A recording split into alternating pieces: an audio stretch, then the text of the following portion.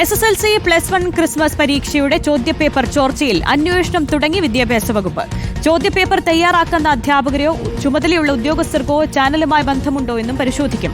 കഴിഞ്ഞ ദിവസമാണ് MS solution എന്ന യൂട്യൂബ് ചാനലിലൂടെ ചോദ്യങ്ങൾ പുറത്തായത്. സുനിഷ അയലൂരുണ്ട് വിശദാംശങ്ങളുമായി.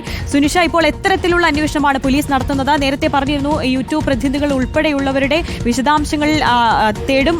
ഒപ്പം അധ്യാപകർ ഈ യൂട്യൂബ് ചാനലുമായി ബന്ധപ്പെട്ട് പ്രവർത്തിച്ച അധ്യാപകരുടേതുൾപ്പെടെയുള്ള കാര്യങ്ങളിലേക്ക് പോലീസ് വിശദമായ അന്വേഷണം നടത്തുമെന്നുള്ളൊരു കാര്യം പോലീസ് വ്യക്തമാക്കിയിരുന്നു. ഇപ്പോൾ എത്തരത്തിലുള്ള അന്വേഷണമാണ് നടക്കുന്നത്?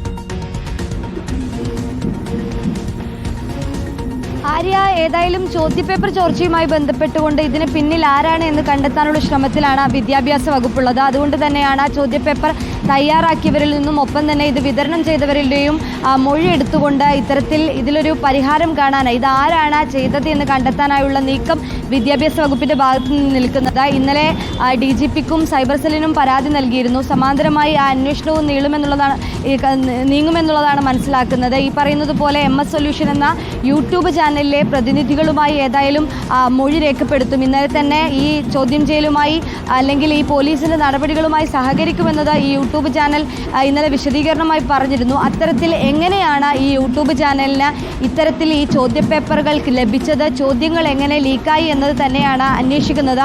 അതുകൊണ്ട് തന്നെയാണ് ഈ സ്വകാര്യ ട്യൂഷൻ സെൻ്ററുകളിലൊപ്പം തന്നെ ഈ ഓൺലൈൻ ട്യൂഷൻ സെൻ്ററുകളിലൊക്കെ തന്നെയും ജോലി ചെയ്യുന്ന അവരുമായി ബന്ധമുള്ള അധ്യാപകരുടെ ഒരു ലിസ്റ്റ് എടുക്കാനായി വിദ്യാഭ്യാസ വകുപ്പ് തയ്യാറായിരിക്കുന്നത്. അത്തരത്തിൽ ഈ ട്യൂഷൻ സെൻ്ററുകളിൽ ജോലി ചെയ്യുന്ന സർക്കാർ സ്കൂളുകളിലെ അധ്യാപകരുടെ ലിസ്റ്റ് ഈ വിദ്യാഭ്യാസ വകുപ്പ് തയ്യാറാക്കിക്കൊണ്ടിരിക്കുകയാണ്.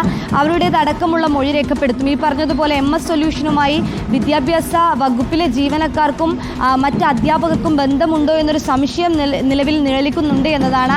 നേരത്തെയും ഇത്തരത്തിലുള്ള പരാതികൾ ഉയരുകയും ചെയ്തിരുന്നു. ഏതായാലും ഈ വിദ്യാഭ്യാസ സംഘടനകളടക്കം വലിയ രീതിയിൽ വിദ്യാർത്ഥി സംഘടനകളടക്കം വലിയ രീതിയിൽ പ്രതിഷേധവുമായി രംഗത്ത് വന്നൊരു പശ്ചാത്തലത്തിൽ നിലവിൽ ഏതായാലും കർശനമായ നടപടികളിലേക്ക് നടപടികളിലേക്ക് വിദ്യാഭ്യാസ വകുപ്പും കടക്കുകയല്ലേ? ഈ അച്ചടിയിലാണോ വിതരണത്തിലാണോ എവിടെയെങ്കിലും പാളിച്ച പറ്റിയിട്ടുണ്ടോ? അത്തരത്തിലുള്ള അന്വേഷണവും വിദ്യാഭ്യാസ വകുപ്പിന്റെ ഭാഗത്തു നിന്നും ഉണ്ടാകില്ലേ? ആര്യ, അങ്ങനെ തന്നെയാണ്. അതാണ് മന്ത്രി കഴിഞ്ഞ ദിവസവും പറഞ്ഞപ്പോഴും അതാണ് പറഞ്ഞത്. അതായത് കേരളത്തിന് പുറത്താണ് ഈ പരീക്ഷാ പേപ്പർ അച്ചടിക്കുന്നത്, പിന്നാലെ വിതരണം ചെയ്യുന്നത്. ഈ സ്കൂളുകളിൽ എത്തുന്നതുമായി ബന്ധപ്പെട്ടുകൊണ്ട് 1000-ഓളം കേന്ദ്രങ്ങളിലാണ് ഇത് സൂക്ഷിക്കുന്നത്. അങ്ങനെ ഇത് തയ്യാറാക്കുന്നവർക്ക് വീഴ്ച സംഭവിച്ചിട്ടുണ്ടോ, അവരാണോ ഇത്തരത്തിൽ ചോദ്യപേപ്പർ നൽകിയത് എന്നൊരു സംശയം ഒരു ഭാഗത്തുണ്ട്. ഒപ്പം തന്നെ ഈ 1000 കേന്ദ്രങ്ങളിൽ സൂക്ഷിക്കുമ്പോൾ അവിടെയുള്ള അധ്യാപകർ വഴി നേരത്തെയും ഇത്തരത്തിലുള്ള നിരവധി പരാതികൾ വന്നിരുന്നു. അധ്യാപകർ തന്നെ ഈ ചോദ്യപേപ്പർ നൽകുന്നതുമായി ബന്ധപ്പെട്ടുകൊണ്ടുള്ള പരാതികളൊക്കെ തന്നെയും നേരത്തെ മുതൽ തന്നെ ഉണ്ടായിരുന്നു എന്നതാണ്. അതുകൊണ്ട് തന്നെ അതുമായി ബന്ധപ്പെട്ടുകൊണ്ടാണ് ഈ അധ്യാപകരിലേക്ക് ഈ അന്വേഷണം നീളുന്നത് എന്നതാണ്.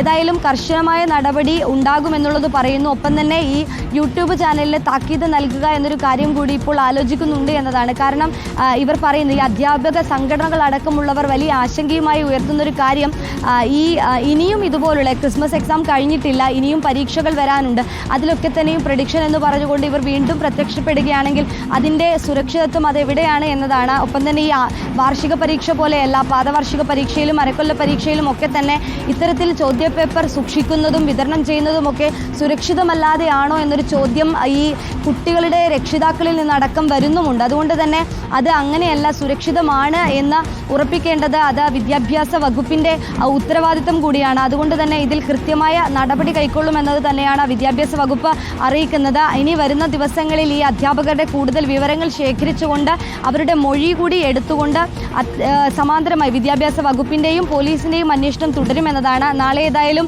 വിദ്യാഭ്യാസ വകുപ്പിലെ ജീവനക്കാരുടെ ഉദ്യോഗസ്ഥരുടെ യോഗം മന്ത്രിയുടെ അധ്യക്ഷതയിൽ ചേരുന്നുണ്ട്. ഈ യോഗത്തിലായിരിക്കും ഏതൊക്കെ തരത്തിലുള്ള നടപടികൾ ചെയ്യാം, എവിടെയാണ് പാളിച്ച പറ്റുന്നത്, ഇനി ഈ സുരക്ഷ ഉറപ്പാക്കാൻ ഏതൊക്കെ ഇടങ്ങളിലാണ് മാറ്റം വരുത്തേണ്ടത്, അങ്ങനെയുള്ള പല കാര്യങ്ങളും, ഏത് നടപടിയെടുക്കണം, എങ്ങനെയായിരിക്കണം ഈ ചോദ്യപേപ്പറിൻ്റെ രീതികൾ, അതൊക്കെ തന്നെയും ഈ വരുന്ന നാളെ നടക്കുന്ന യോഗത്തിൽ ചർച്ചയാകുമെന്നതാണ് അറിയിച്ചിരിക്കുന്നത്. അതിനുശേഷമായിരിക്കും നടപടികളിലേക്ക് കടക്കുക. ഈ പറഞ്ഞതുപോലെ വിദ്യാഭ്യാസ വകുപ്പിലെ പ്രശ്നങ്ങളായതുകൊണ്ട് തന്നെ എല്ലാം തുറന്നു പറയാൻ കഴിയില്ല എന്നതാണ് മന്ത്രി പറഞ്ഞിരിക്കുന്നത്.